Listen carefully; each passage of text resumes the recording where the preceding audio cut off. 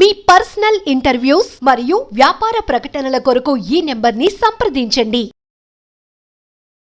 గ్రామీణ పేదలకు సుస్థిర జీవనోపాధిని అందించడానికి మరియు గ్రామీణ ప్రాంతాలలో మన్నికైన ఆస్తులు సృష్టించడానికి మా ప్రభుత్వం మహాత్మా గాంధీ జాతీయ గ్రామీణ ఉపాధి హామీ పథకం కింద 16 శాఖల సమన్వయంతో వివిధ వినూతన కార్యక్రమాలని అమలు చేస్తోంది.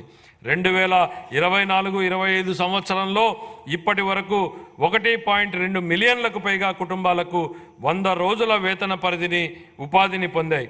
ఉద్యానవనం, సేద్యపు కుంటలు, పశు సంవర్ధక ఆవాసాలు వంటి ప్రాజెక్టులతో పాటు పైకప్పు నీటి సంరక్షణ, ఇంకుడు గుంతలు, చెక్ డ్యాంలతో పాటు సహజ వనరుల నిర్వహణ ప్రాజెక్టులు చేపట్టడం జరిగింది. గ్రామీణ ప్రాంతాలలో ప్రతి పేద కుటుంబాన్ని పేదరికం నుండి బయటపడేట్లు చేసేందుకు మా ప్రభుత్వం కట్టుబడి ఉంది. ప్రధానమంత్రి ఉపాధి కల్పన కార్యక్రమం, ప్రధానమంత్రి సూక్ష్మ ఆహార సంస్థల అధికారీకరణ, ప్రధానమంత్రి స్వనిధి పథకం మరియు ప్రధానమంత్రి విశ్వకర్మ వంటి వివిధ కేంద్ర ప్రభుత్వ రాయితీ పథకాలతో అనుసంధానం చేయడం ద్వారా స్వయం సహాయక బృంద సభ్యుల జీవనోపాధికి మా ప్రభుత్వం కార్యక్రమాల మద్దతును ఇస్తున్నాయి. ఈ వినూత్న కార్యక్రమాల అమలు ద్వారా స్వయం సహాయక బృంద సభ్యులు ఆదాయాన్ని పెంచడంతో పాటు అనధికార ఉపాధి అవకాశాలను పెంచడం కూడా మా ప్రభుత్వం లక్ష్యంగా పెట్టుకుంది.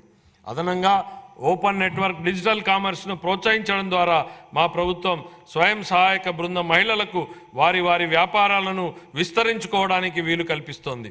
వారి ఉత్పత్తులను మార్కెట్లకు చేర్చడానికి విస్తృతంగా అవకాశాలను కల్పిస్తూ మరియు వారి అమ్మకాల సామర్థ్యాన్ని మెరుగుపరచడంలో ఇది వారికి ఉపయోగపడుతుంది. ఈ వ్యూహాత్మక విధానంలో ఆర్థిక సహాయం, నైపుణ్యాభివృద్ధి మరియు డిజిటల్ అవుట్రీచ్ల మిళితం అవడం వలన స్వయం సహాయక బృంద సభ్యులు స్థిరమైన ఆదాయాభివృద్ధిని పెంచుకోగలుగుతారు. ఆంధ్రప్రదేశ్ గ్రామీణ రహదారుల అనుసంధాన ప్రాజెక్టు ద్వారా 1574 పనులను పూర్తి చేయడం జరిగింది. ఈ ప్రాజెక్టు 2134 ఆవాసాలను 2855 కిలోమీటర్ల రహదారులతో కలుపుతుంది. అదనంగా 164 రహదారులు మరియు వంతెనల ప్రాజెక్టులు కూడా కొనసాగుతున్నాయి. 2024 ఆర్థిక సంవత్సరానికి గాను పంచాయతీరాజ్ గ్రామీణాభివృద్ధి శాఖకు 16,739 కోట్ల రూపాయల కేటాయింపును ప్రతిపాదిస్తున్నాను. పట్టణాభివృద్ధి. గత ప్రభుత్వ హయాంలో పట్టణ ప్రాంతాలు తీవ్ర నిర్లక్ష్యానికి గురయ్యాయి. రాష్ట్ర వ్యాప్తంగా పురపాలక సంఘాలలో పారిశుద్ధ్యం లోపించింది మరియు వ్యర్థాల నిర్వహణ లోపం వలన టన్నుల కొద్దీ వ్యర్థాలు మరియు పూడిక పేరుకుపోయాయి. మా ప్రభుత్వం ప్రణాళికాబద్ధంగా సుస్థిర పట్టణాభివృద్ధికి కట్టుబడి ఉంది. విశాఖపట్నం, కాకినాడ, విజయవాడ, గుంటూరు, తిరుపతి, కర్నూలు తదితర ప్రధాన నగరాలను అభివృద్ధి చేయనున్నాం. 50,000 నుంచి 99,999 మంది జనాభా ఉన్ని 2వ తరగతి పట్టణాలకు భౌగోళిక సమాచారక వ్యవస్థ GIS ఆధారిత బృహత్తర ప్రణాళికలను రూపకల్పనకు శ్రీకారం చుట్టడం జరిగింది. అమృత్ 2 కింద జలవనరుల పునరుద్ధరణ, మురుగునీటిని శుద్ధి చేసి తిరిగి వినియోగించుకోవడం, వర్షపు నీటి సంరక్షణతో పాటు ప్రజలందరికీ సురక్షిత నీటిని సరఫరా చేయాలని మా ప్రభుత్వం భావిస్తోంది.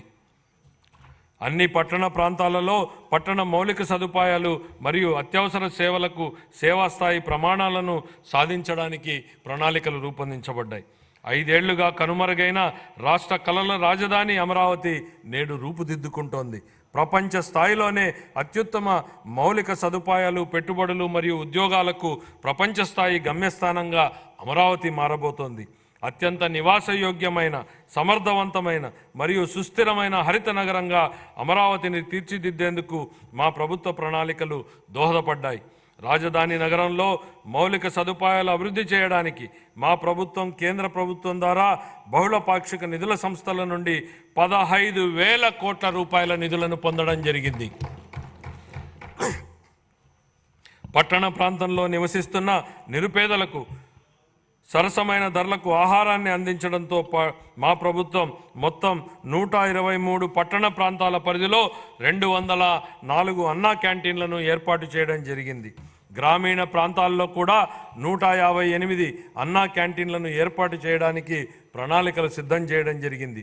2024-25 ఆర్థిక సంవత్సరానికి పురపాలక పట్టణాభివృద్ధి శాఖకు 11,490 కోట్ల రూపాయల కేటాయింపును ప్రతిపాదిస్తున్నాను. గృహ నిర్మాణం 2029 నాటికి అందరూ ఇళ్లు నిర్మించి ఇవ్వాలన్న మా ప్రభుత్వం కృతనిశ్చయంతో ఉంది. ప్రధానమంత్రి ఆవాస్ యోజన ఎన్టీఆర్ నగరాలు పథకం కింద ఆర్థికంగా వెనుకబడిన వర్గాలకు 25 లక్షల ఇళ్ల పట్టాలు ఇవ్వాలని లక్ష్యంగా పెట్టుకోవడం జరిగింది. ఈ నిర్ణయం ఆర్థికంగా వెనుకబడిన వర్గాల సంక్షేమ కార్యక్రమానే కాకుండా రాష్ట్ర ఆర్థిక కార్యకలాపాలకు కూడా ఊతమిస్తోంది. ఈ కార్యక్రమం కింద ఇంటి స్థలాన్ని కానీ పక్కా ఇళ్ళు లేని వారికి ఇళ్ల స్థలాల పట్టాలు మంజూరు చేయడం జరుగుతుంది. ప్రధానమంత్రి ఆవాస్ యోజన కింద 6.9 లక్షల ఇళ్ళు, ప్రధానమంత్రి ఆవాస్ యోజన కింద 1.79 లక్షల గ్రామీణ ఇళ్లను పూర్తి చేయాలని ప్రతిపాదించడం జరిగింది. ప్రధానమంత్రి జన్మన్ పథకం కింద నిస్సహాయ గిరిజన సమూహాల కోసం 15,000 పైగా గృహాలను పూర్తి చేయాలని ప్రతిపాదించడం జరిగింది. అన్ని శాఖల సమన్వయంతో హౌసింగ్ లేఅవుట్లలో మౌలిక సదుపాయాలను అభివృద్ధి చేయడానికి మా ప్రభుత్వం కట్టుబడి ఉంది. 2024-25 ఆర్థిక సంవత్సరానికి గృహ నిర్మాణ శాఖకు 4,012 కోట్ల రూపాయల కేటాయింపుని ప్రతిపాదిస్తున్నాను. జలవనరుల నిర్వహణ, సాగునీటి రంగాన్ని గత ప్రభుత్వం పూర్తిగా నిర్లక్ష్యం చేసింది. వంశధార స్టేజ్ 2, హంద్రీనీవా సుజల స్రవంతి 2వ దశ, వెలుగొండ ప్రాజెక్టు, తోటపల్లి బ్యారేజు, గజపతి నగరం బ్రాంచ్ కెనాల్, చింతలపూడి ఎత్తిపోతల పథకం, Pulichintala Gundlakamma reservoir, Somasila Swarnamukhi link canal వంటి సాగునీటి ప్రాజెక్టుల్లో ఏ ఒక్కదానిలోనూ పురోగతి లేదు. పోలవరం విషయంలో కేంద్ర జలశక్తి మంత్రిత్వ శాఖకు చెందిన పోలవరం ప్రాజెక్టు అథారిటీ సలహాలను పట్టించుకోకుండా నిర్మాణ కీలక దశలో ఉన్నప్పుడు ఏజెన్సీని హఠాత్తుగా మార్చడం వలన డయాఫ్రమ్ గోడ కూలి ప్రాజెక్టు నిర్మాణంలో తీవ్ర జాప్యం జరిగింది. ప్రాజెక్టు ప్రయోజనాల కోసం ఏళ్ల తరబడి ఎదురు చూస్తున్న ఆంధ్ర, ఉత్తరాంధ్ర మరియు రాయలసీమ వాసులకు ఈ జాప్యం కలవరపెడుతోంది.